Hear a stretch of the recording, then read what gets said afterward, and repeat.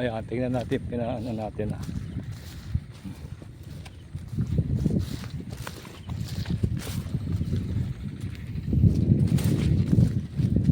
Wala ng tubig.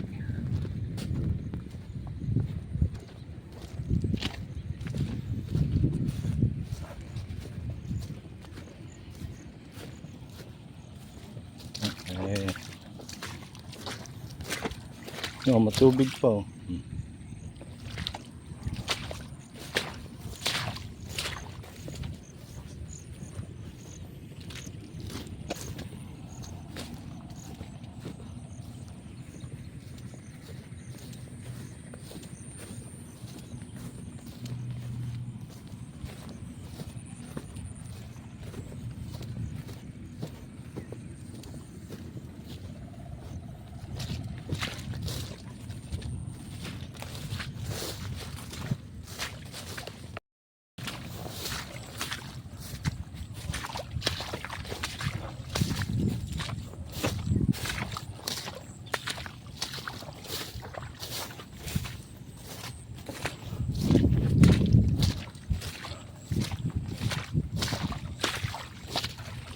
Ito pa oh.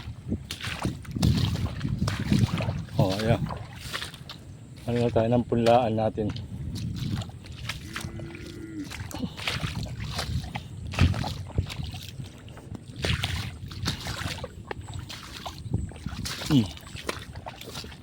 Ito yung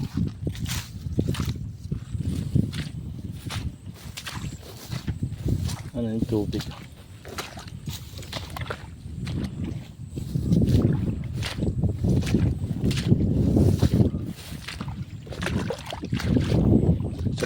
Sa pampasok.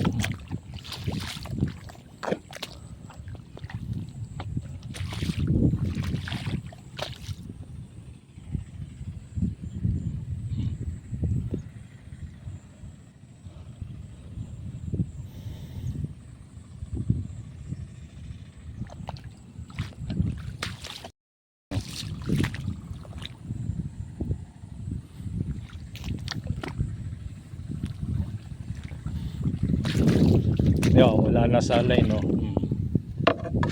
Ibig sabihin nito nakanganga na. Kaya laging dapat ang nililinis. Nalulustred ang tornilyo. Tignan mo yung align. Yung dulo. Ibig sabihin lagpas na oh. Wala na sa align. Kaya nasisira ang gulong, ang tornilyo.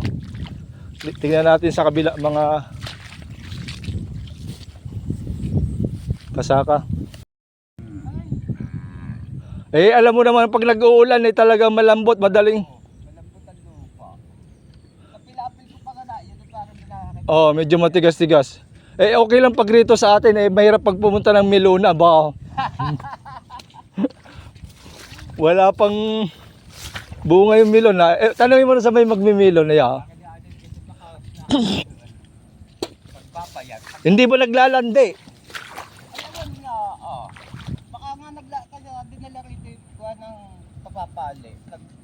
Sabi ng iba Eh hindi mo inabot yung barako ni ano ni Amor, hindi mo tinabir kay ano? kay Mayong. Okay ba yun? Oh, yun nga yung malaki. So, nailalapit nga. Oy, yun ang magandang lahi. Bakit? Pangalawa na ito. Ay, tignan mo diyan baka wag lang pumunta sa Milona, ba? Ano eh? Eh magbababad ako ng ano.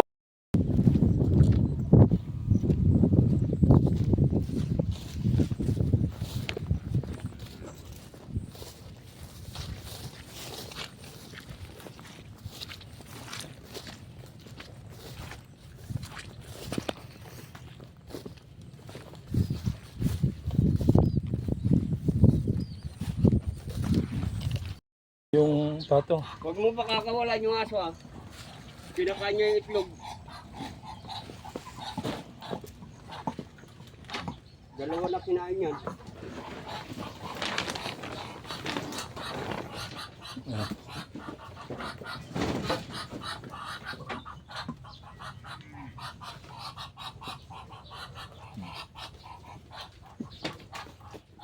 Yung itlog na oh.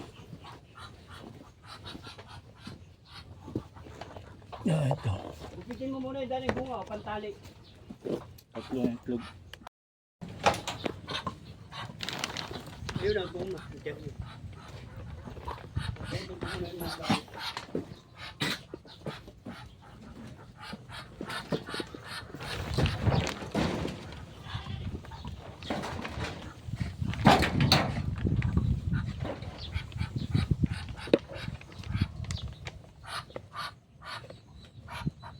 Ah, tinali yung aso at kinakain yung itlog ng bibi.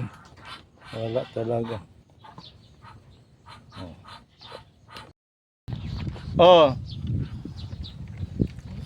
Ha, patras. Choo.